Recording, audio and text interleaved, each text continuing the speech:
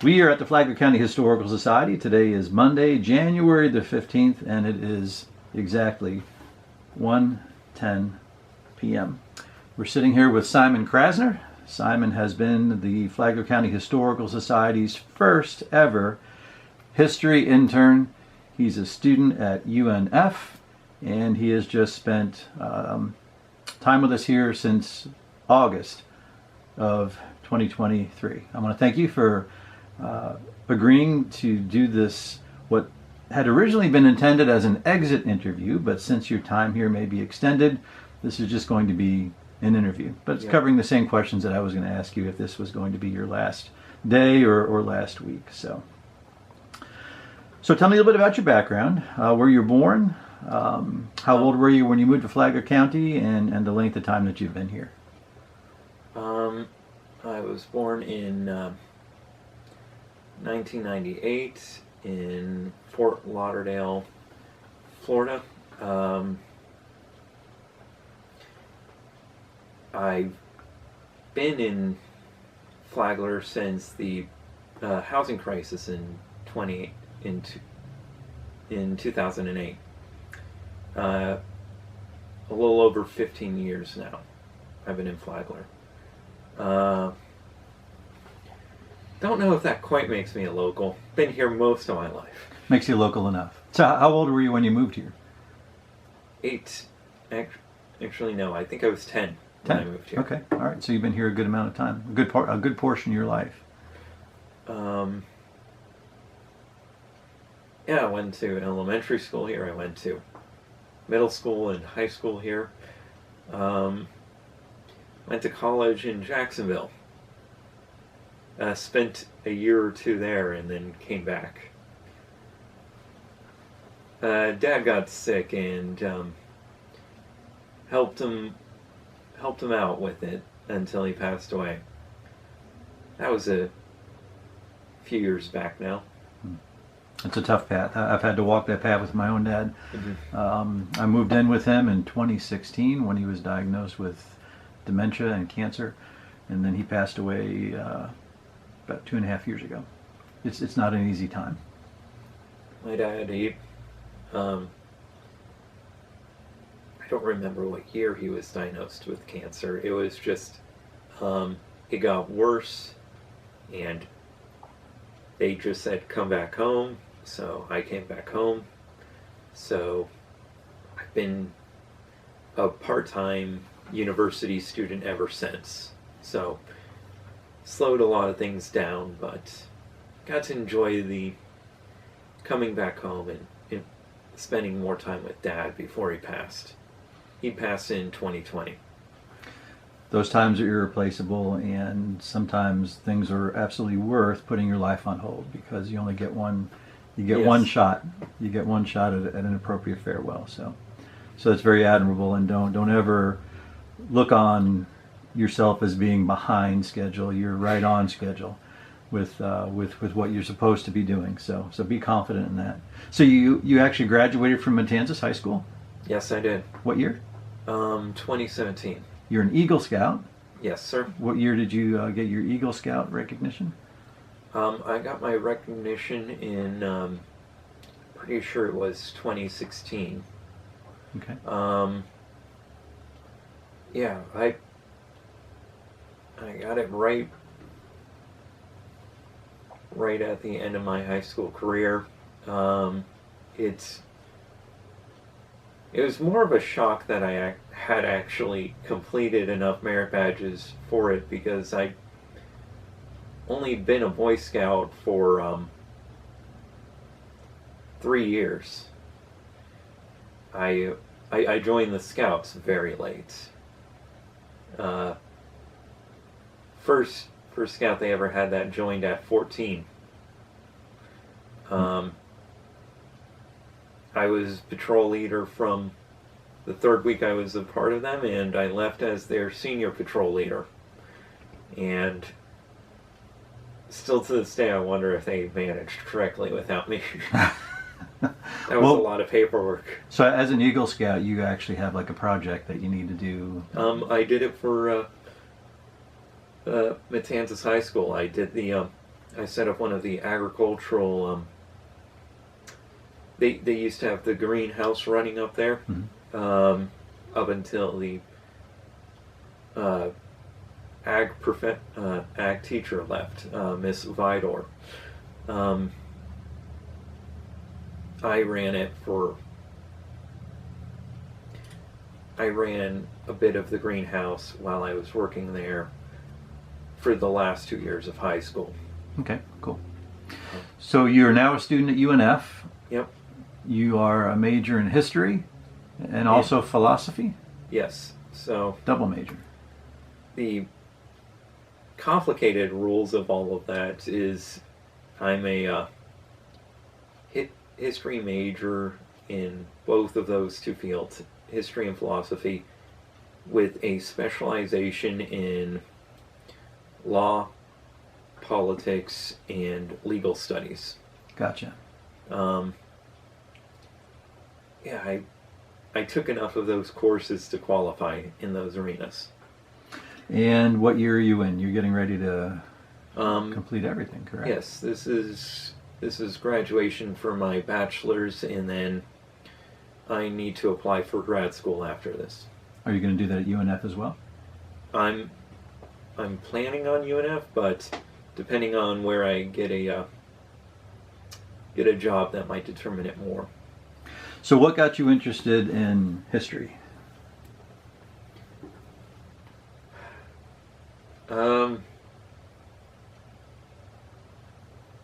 The old History Channel programs that they used to put on, watching like the old 72-hour George Washington documentary. It was something like that. I just remember when I was little, staying up all night watching History Channel and falling asleep watching it. So some of this is subliminal programming while you were asleep then? Yes. More than I'd like to admit to. Okay. Well, I'm glad it was the History Channel. I'm glad it wasn't anything else. So tell me a little bit about the internship program at UNF. This is actually a prerequisite requirement in order for you to graduate, is for you to have a certain amount of internship hours accomplished. Actually, it wasn't for UNF. UNF only gives you the suggestion to do internship work.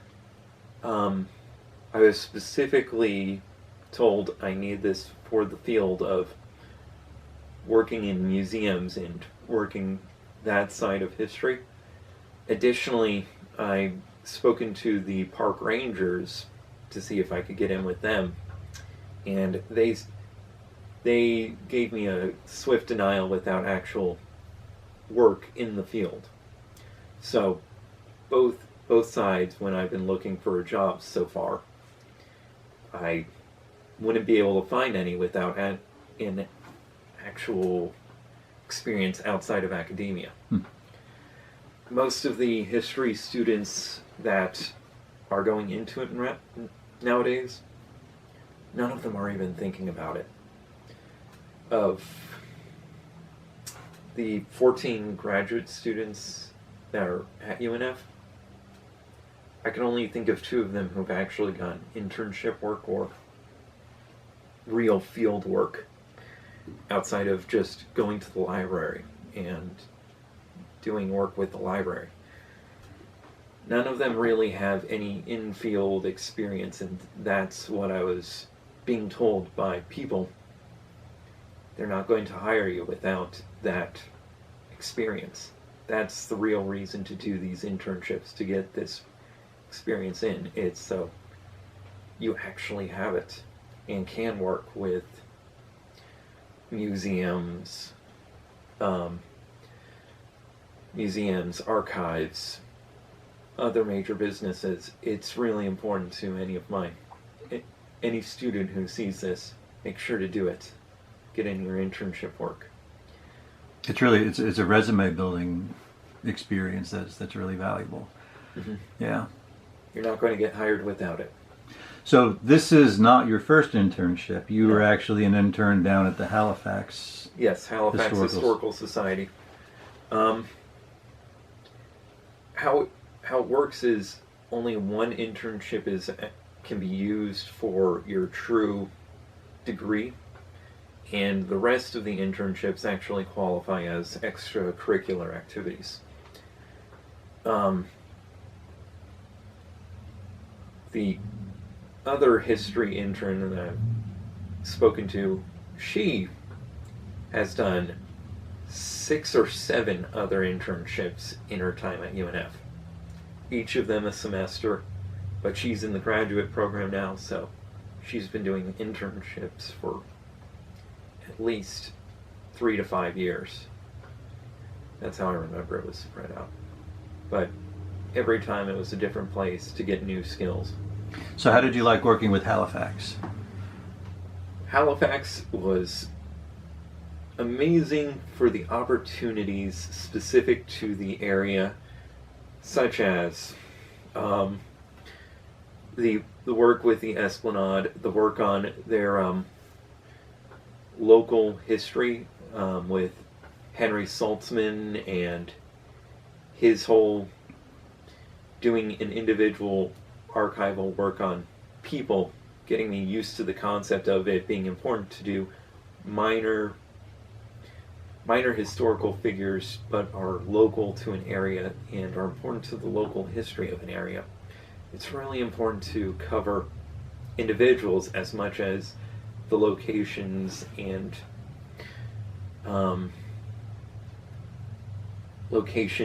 the governments, the legal processes of an area. It's been eye-opening in that aspect. I didn't know how much individuals really play into the development of places. It's critical, really.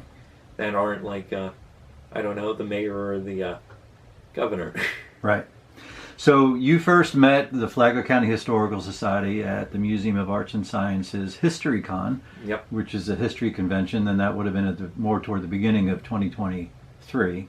And I believe you didn't meet me then, but you got information, and then you followed up with us. And yes, then, I was given your business card. Yes, you followed up with us, and then you came in the day before. We had a major field trip to Polk County to introduce yourself. And after speaking with you and what you were looking for, and the courthouse project across the street, the 1927 courthouse project, you decided that this would seemingly be a fitting place for you to do your next internship. Yes, the courthouse project, I try to put together a good chain of documents and an actual write-up that could be useful for your society and developing a floor plan and curation plan for the museum. It all came about because of that opportunity that came up almost serendipitous. Serendipitous to go on the bus trip, you mean? Yes. Yeah, so for those of you watching, Simon showed up the day before. We were bringing a coach tour bus down to the Polk County History Center in Polk County. Their 1908 courthouse has been a museum since 1993. And we literally, as he walked in, had the paperwork scattered across this table for our plan to turn the 1927 courthouse across the street here in Bunnell into a history center. So Simon comes in, asks us if we have any projects that may fit within the last 100 years. And we pointed at the paperwork on the table, and we said we're driving this bus down to Polk County tomorrow. And he came with us, and the rest is history, so to speak. So during your time here, that's not the only project that you've been working on, because we've had delays in getting that project going, waiting on information, waiting on floor plans and whatnot. So taking a look at some of the other projects that you've worked on here, what are some of your favorite things that you've done? I really did enjoy meeting with anthropologists and setting up the email chains. That was not fun, but that was something for getting information out on these railroad spikes that have yet to be identified, but do come from the Hewlett sawmill path to the Pilser Creek Road. It's I can't get any definitive or confirmation on what they really are, but for all intents and purposes, they're from a man-cut path through some hills straight to a waterway that was likely used for transporting logs to St. Augustine and other areas. And that was all an interesting process that led in some interesting directions, up to the point of me being able to say I can't find anyone who specializes in the prescribed dates to confirm what we have. And it's a real shame that I can't get any further than saying the cuts, the land, all that usage dates to this period, but I can't tell the truth of what these iron spikes, these railroad spikes really are. It's all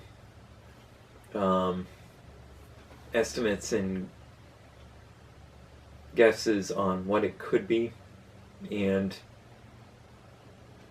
what it likely is what we think it is, because there's nothing else that would reliably make sense on what they would be doing in the way we found them. And that, of course, is all alluding to what we're trying to establish, which is that there was an ox-drawn, British-made tramway that delivered milled lumber from Hewitt Sawmill, which was built 1770, to pole barges on Pellisier Creek and then brought up to St. Augustine. And what we're striving for, just for the sake of Flagler County history, also in the memory of Dave McClendon, who was involved with the Northeast Florida Steamers, who wanted to prove that Flagler County had the first railroad in the continental United States, beating out Boston by some 30 to 40 years. It was 50. 50 years. So this is something that we're still going to be working on. Dave was a great guy. Unfortunately, we lost him way too suddenly. But that project is not dead in the water. We're going to keep on pushing it forward, just like a plate spinning on a stick. Are there any other projects that you worked on here that you would say are memorable to you? I know the collection of the Eddystone rifles. Yep. That was interesting to look up the history of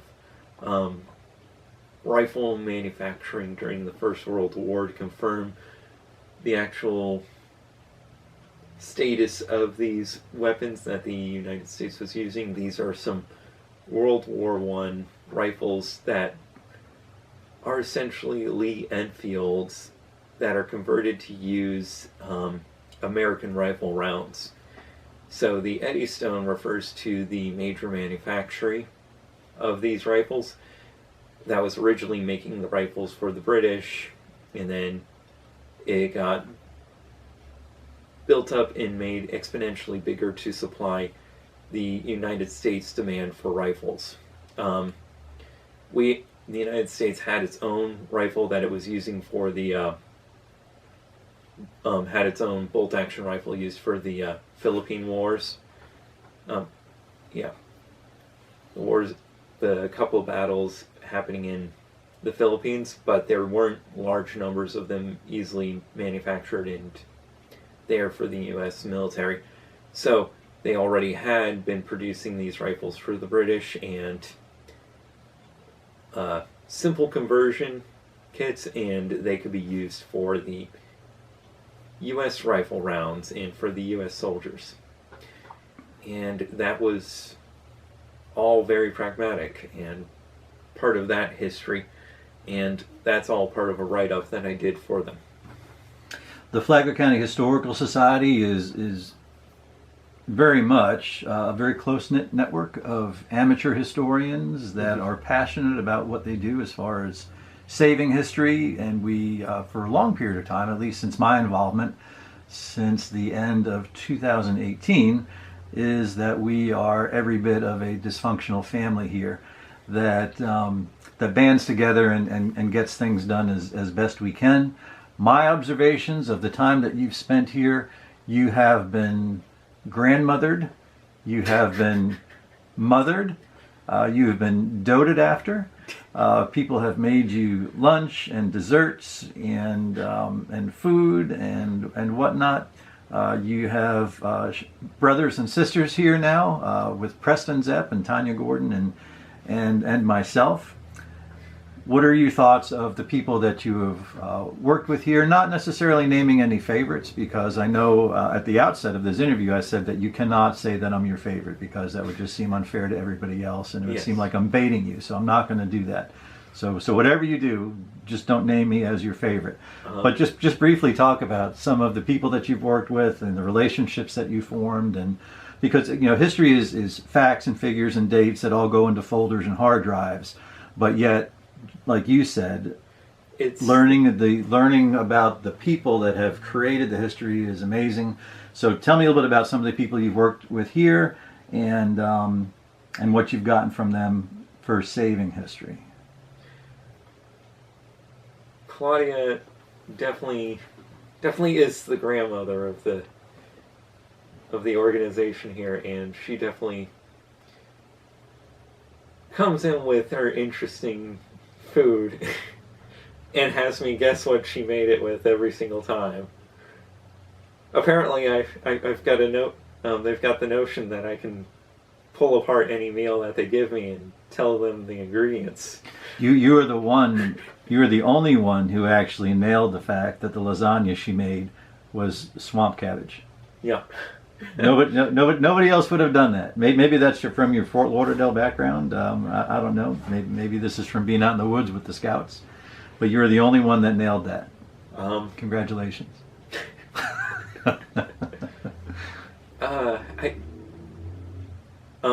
She keeps on trying to trip me up. I'll give her that.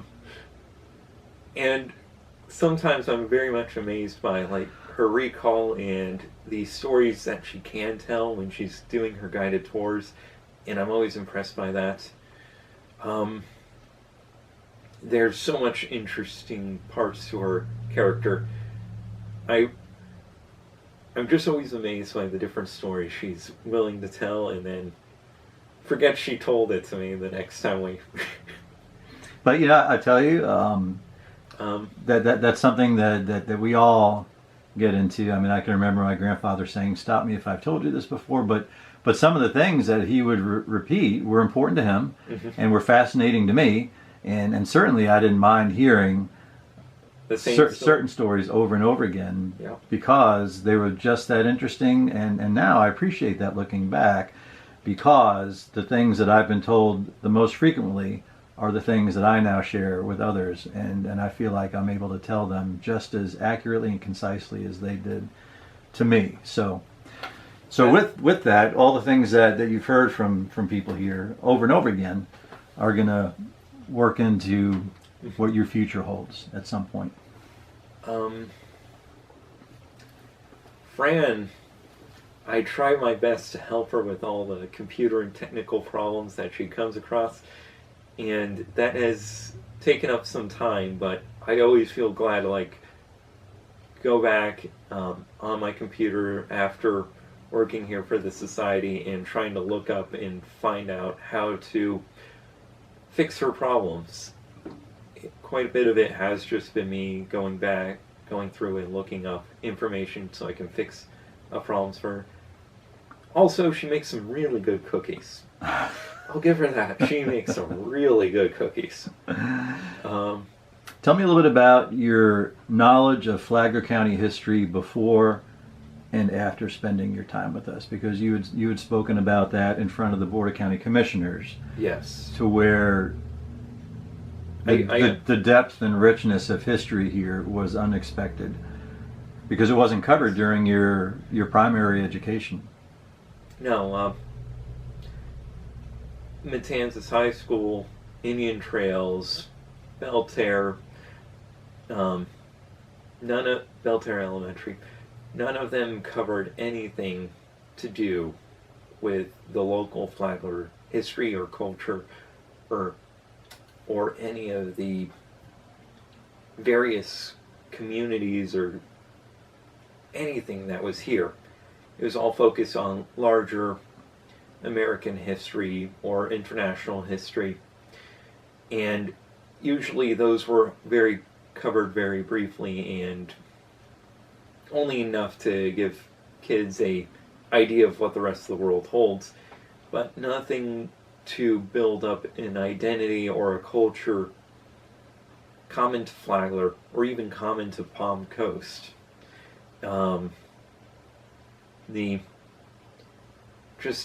The whole aspect of all this local history being completely non-existent in the education system in this county is shocking to say the least, and I'm amazed any of it existed or could be revealed to me. The most I knew for local history was Princess Place, because it's a landmark. A little bit about the Flagler Pier, because that's another popular landmark to this area that everybody goes to. Everybody loves to go to Flagler Beach.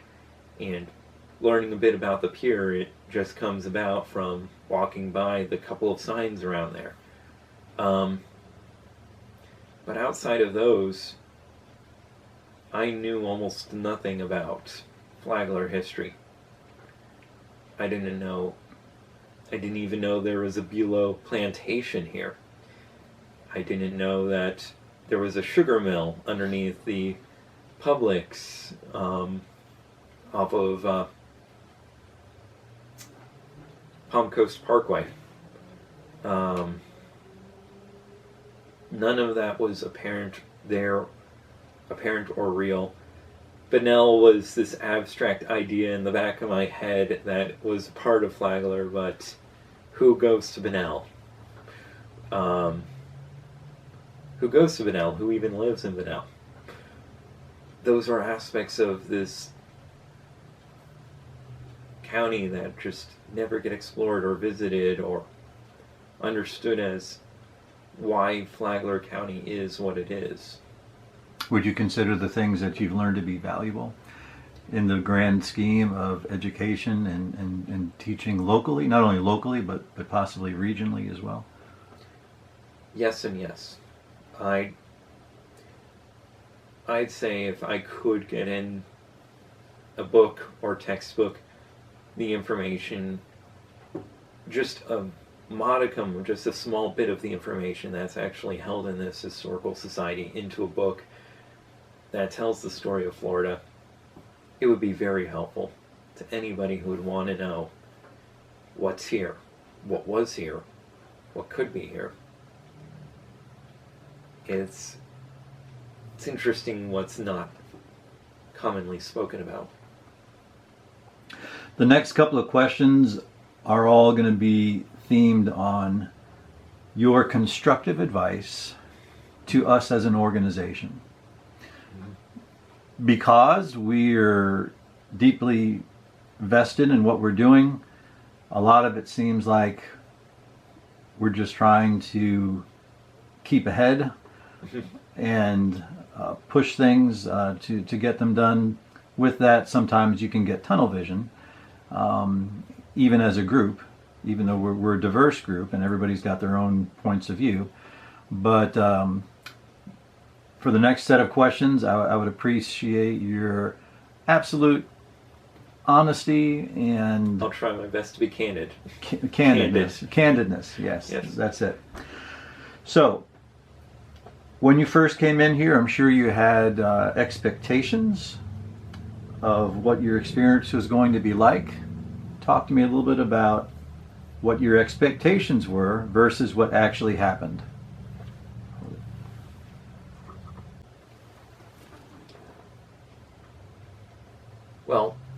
my first expectation was from how we started our conversations off about the Flagler County Courthouse. I thought I was going to have the material to put together a proper essay and project to show off immediately. I thought there was going to be more, and we were going to be able to provide more for that side when I first came here. What was disappointing was the amount of just the county's not sharing any information with you, and it was getting, well, for my part, I was a little infuriated with it. But besides that, you seem to be much more on top of your game than I was expecting from a local historical society. May I just point to all the very well organized binders surrounding us with good detail and information on the local community, and well typed, well thought out, and a good portion of it probably could be published. It just would require consolidation information into proper books. But there's all this information that's well organized, well prepared, and easily consumable that I was very surprised that you had. I was expecting much more of putting out fires that have been sitting in your organization for years that I can try and help with. But no, you guys were on top of all of that, and I was surprised that I wouldn't be stuck doing annex work. Not annex work, doing the accessions and trying to format some form of organization out of that, or redoing computer work, or but the part that I was glad that I got in some more experience in doing, and I'm glad I can do some more, is doing the tour guide and docent work. That was a lot easier here than my last employment. We easily could have made your experience here have been nothing but computer work, Yes. inventory work, and whatnot. But from our discussions with our board, we didn't want to just bury you in paperwork and make that be the limit of your experience. That could have been since August. However, Yes. what we wanted to do was to make sure that we got you involved in as many things as we could have to make it be diverse, not only for resume building, but also for experience with what we go through each and every day, trying to keep things going forward, and then also to really get a good idea of how a small nonprofit historical society that's based only on volunteers, is only run by volunteers, there's no paid employees, what it is exactly that we do and what we're about each and every day. So some of that was pre-planned. We could have buried you under paperwork, and Yes. And could still be burying you, but we did not want you to be leading a drone-like existence where that's all that you were doing. So we intentionally had set out to make sure that you were going to have a pretty broad palette of things that you were going to be getting involved in. Is there anything other than moving the courthouse project along a lot further and faster? Of course, we've had delays that we haven't been able to overcome ourselves, and things will only move so fast as they can, and we're still working with that. As we're sitting here, I've just written an email this morning to our county administrator to find out what the county's plan is with the building. So some of that has been backpedaling over the last months. But is there anything else that you wish you could have had experience with here that you were not provided with? You did give me some paperwork, but I was expecting to be really buried under it. that's just something I learned from other history students who've gotten internships. That's something that typically happens. Um, the um, I was surprised that you took me on the bus tour and had me give critiques and honest notes on the bus tours, which was interesting. I didn't think about that as an aspect, but I was also surprised we didn't have me do any community outreach for you, like to the schools or to other organizations outside of the one visit to the Board of Commissioners. Mm-hmm. I honestly thought you were going to try and use me as a what's it called, a token to show we have more prominence, we have more of this and that, because that can be done. It has been done, and it is actually useful for organizations like yourself. One of my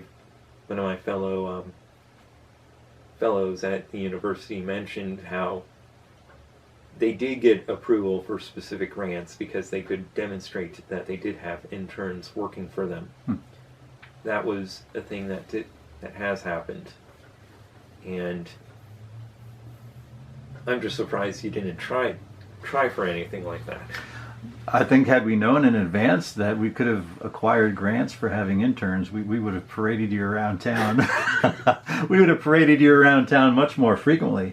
We're very proud of the fact that we have had an intern, and that you were our first one, and certainly you got quite a bit of lip service amongst the other museums at the county commission, giving you opportunity to speak before them. And then, so this is something, and again, this is part of the reason why we're doing this and getting your advice and insight, because we certainly don't want this to be the one and only intern that we've ever had, and that's why I gave you the flyer to put up at UNF so that others could possibly benefit, and then of course if you have an opportunity again in the future to come back, we would welcome you, and then also incorporate what you've just told us into the benefit of having an intern. Part of it is that we're not a showy group. We're not a look at us, how important we are because we're a historical society. We're collectively, we are more the roll of our sleeves and either dig through piles of paperwork, trying to find facts, trying to put storylines together, and sometimes we get so nested in that we don't even realize there's other opportunities that we should be taking advantage of in order to advance the organization. So that'll be something that's on topic of our next agenda for our board meeting. Make sure to be going to like the time where I actually met your organization, the History Con. There's other things that won't be history specific, but you could show your presence at, like other local festivals and activities. Because I've been to what was it, on the behalf of the my former the Halifax Historical Society. I went for them to the Lighthouse on their history convention day. It wasn't really a history convention, it was more of like a big festival that was happening at the Lighthouse. And I've been to other festivals all around Daytona whenever they would have a stand, because that was something they would ask me to do, help run the stall, get people interested in coming to their museum. That's definitely something that you can have an intern do. Give a whole spiel about let's say the Holden House, and say when it's open. That can be very useful for drumming up attention and help with the society. Give it more of a presence within the community. point well taken. We've got events and things like that are going to be coming up, so we'll definitely put that on our list of responsibilities and things to do for our next intern, or for you if we discover that you're going to wind up being here past this next coming Wednesday. So, taking a look at our organization as an overall entity, I'm sure at this point you've seen strong points, you've seen weak points, you've seen areas where we do really well with, and then other areas that we're just weak in. Speak to us a little bit about your advice on how we as an organization can do better and succeed in the next 40 years of history preservation and education. You're likely going to need, I know for sure you're going to need larger storage facilities for the information that you're preserving. And I'm impressed by the genealogical data that Cisco was able to save. The hard part for you is now that you don't have anybody working genealogy specifically anymore. That's going to hurt you in the following years if you're not able to find someone to replace Cisco's work on that. We actually do. We've got two professional genealogists. Okay. Ashley Gonzalez, who I don't think you've really met. I've heard the name. Yep. So you haven't met her yet, but she's actually got a business called Heritage Tracer. She's a forensic genealogist, so she's working on cold case files and also doing research on what we've got going on here. Then Tanya Gordon, our vice president, similar thing. Tanya has actually taken over doing the work that Cisco has done. So I think they're working remotely, and you just haven't seen that taking place here. Yeah. So I just want to make sure that you're one thing I was worried about. Yeah, that you're brought up to speed on that. So we do in fact have that covered. They just do it at home. They do it from home. Yeah, genealogy. That was a big one. The other one is with the actual photos and all of that you're collecting. I do think you need to start looking into getting proper archival supplies. Mm-hmm. They're going to be different than your typical manila folders and the like, especially paying attention to your metal cabinetry, especially for the rust that can get into the paperwork and discolor and destroy it in no time at all. There are specific archival suppliers, and you should be using it for the most important objects in your collection, but I would give you the suggestion that you might want to look into getting proper archival sleeves that prevent the acids from getting into stuff, prevent rust from getting into your stuff, because that is something that I can see becoming a problem as the years go on, especially with the number of binders that you use. Archival versions of binders use no metal at all, and that's just important to get to. With the preservation of all the material that you have, it's to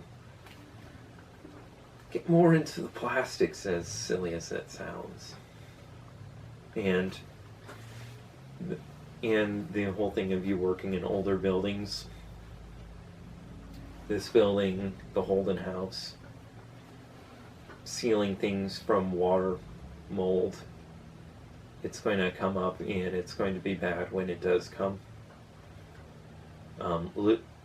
Losing maybe even entire shelves worth of documents in a bad storm. It's going to happen. It's just something to prepare for. But those are the ones that I knew right off the top of my head. The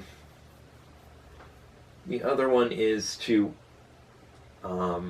get your members comfortable with the idea of including something about the society in possibly their wills or something along those lines, because you do have older members.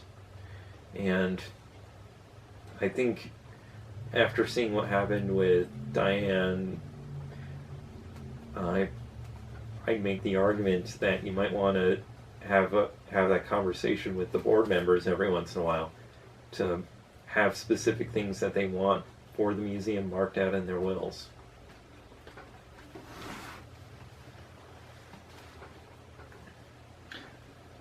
All awesome advice. I think had we had that insight years ago, Yeah. I mean, it's not even so much that the Historical Society gets named as a monetary benefactor from somebody passing away, but that collections and photos and documents and things like that. Especially if a family Bible is nobody wants it. Right. Give the society, list the society as possibly one of the people to take it over. Especially if the family, just to keep the family's memory alive. Right. Okay. All right. All excellent advice, and I appreciate you bringing those points up. So tell us a little bit about what you're thinking down the road for yourself. Where do you see yourself 5 years, 10 years, 20 years down the road? What is Simon going to be doing? 5 years, I'm thinking I'm either going to be working at a museum or for the National Park Service, and I'm going to be finishing up my master's degree in history. 10 years, possibly be done with the doctorate and still working the same job. And in 20 years, maybe applying to finally work at a university, or writing books on all the history that I've been accumulating over the years, on top of just working a good 9-to-5 job or something along those lines. I don't have any crazy plans outside of just keep on learning more and more about history and preserving it in ways that I can. For me, it's more of the digital age, in which more of my work has been to pull out old documents and give some form of digital memory of it beyond the pencil and paper. But I know just as well that a lot of it does come down to what makes a historian important in this day and age is that we're the people that do collect these old documents and preserve it and save it and share it in ways in which the next generation and the people who get absorbed into the ideas of everything having a technological resolution will be able to actually pull out the history from a place in a way that it can be saved or seen.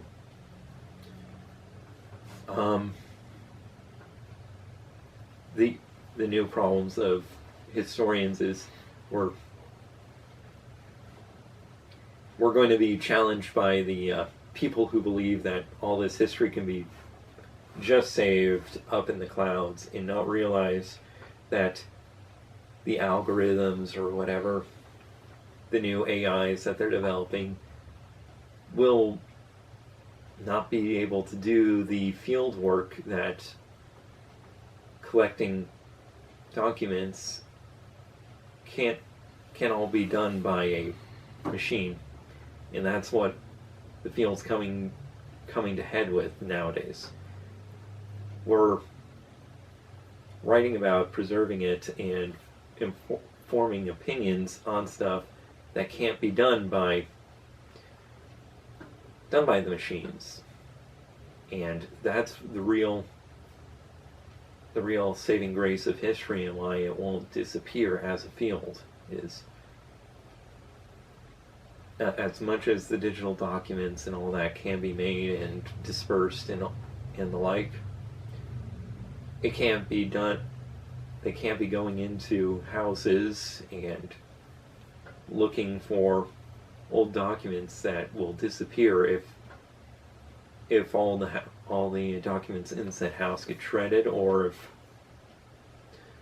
the marketing department of some university decides to just not include this history. And it becomes a real debate about what history is preserved or saved. What parks need to be remembered? What people deserve to be remembered? Who has a story worth telling? What stories should be told? And the whole part of even being able to remember or save those stories is what historians, my generation of historians, are tackling. It's pretty complex, isn't it? More complex than I was expecting when I started that. But you know, as you're talking about all of this, it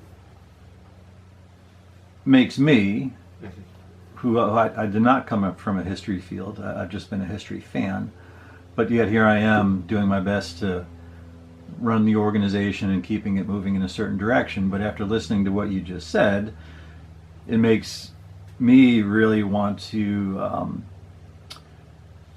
pull up my big boy pants and make sure that we're following through with renewed energy to make sure that we identify who the people are, who the families are that have lived the greatest concentrations of history, have recorded it, have kept it, and to make sure that that information, as best we can with families, is extracted from cardboard boxes and attics and garages and from underneath beds, and to have an understanding with them ahead of time so that, hey, down the road, when this person does pass away, we want to make sure that their legacy and their memories and all the work that they've done makes it out of the file cabinets and the storage spaces into your local nonprofit historical society or museum, so that it can be recorded, digitized, stored effectively and appropriately so it doesn't deteriorate. Mm-hmm. And then for those historians that are going to be on the conservation, storytelling end of things, have access to it based on a region or an area. Mm-hmm. I don't want to say it's like a supply line of the people that collected everything and make sure that the academics gets to the academics, and then it's not going to wind up selling to a collector at an estate sale. Mm-hmm. or just get tossed in the garbage because nobody can see the value to it. Not that it's a matter of cancel culture, where people are trying to do. No, it's not cancel culture. It's right. Just history and culture disappears when right. It's not saved.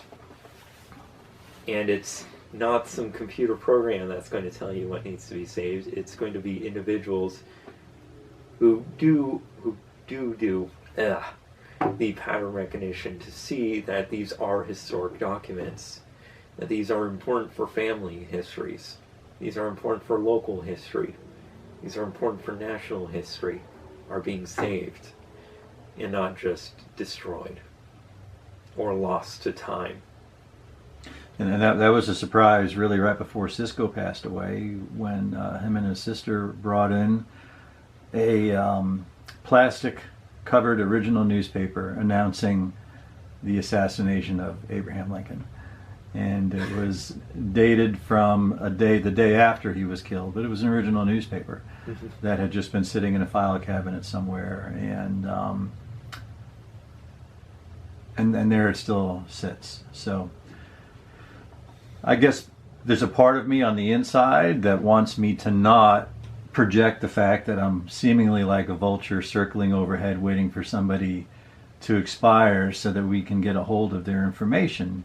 But what you just said, where we need to secure the information ahead of time, have an agreement so that it's available for the academics and the researchers and the storytellers to keep American culture, work ethic, lessons of survival alive and available.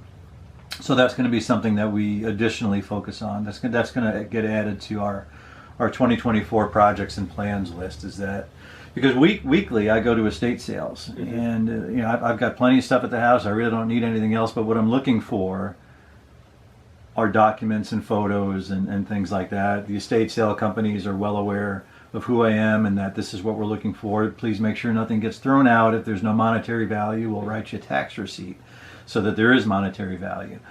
Because once those things are gone, they're gone. They're in a landfill, they're incinerated, they're shredded, and then the lessons that go with them. And your friend Claudia, several years ago, came up with a little saying that still has quite a punch. And the bottom line for that is, every time an old person passes away, it's like a library burning to the ground. Yep. And the more they knew, the bigger the library. Some people, maybe it was just a small local community library like the Bunnell Library that right now is occupying a storefront. And then others, it would be like the Library of Alexandria, where you've lost who knows what as far as records go, and how that could have shaped and impacted society into the future. So closing thoughts. What are your closing thoughts before we end this interview? My closing thought to the Historical Society is just keep on working at it. Keep on going at it. Academics like me will always appreciate and be glad that you did the work that you did. And just keep at it. I can't say anything more than that. All right. I want to thank you for your time. Thank you. I want to thank you for being a part of this and for putting up with us. I hope that a good part of it was enjoyable, at least. Oh, it was. And I want you to know that no matter where your journey takes you, you're always welcome to get with us, draw on us, ask us for help with things, especially when it comes to the point of you getting ready to write your textbooks about Florida and county history.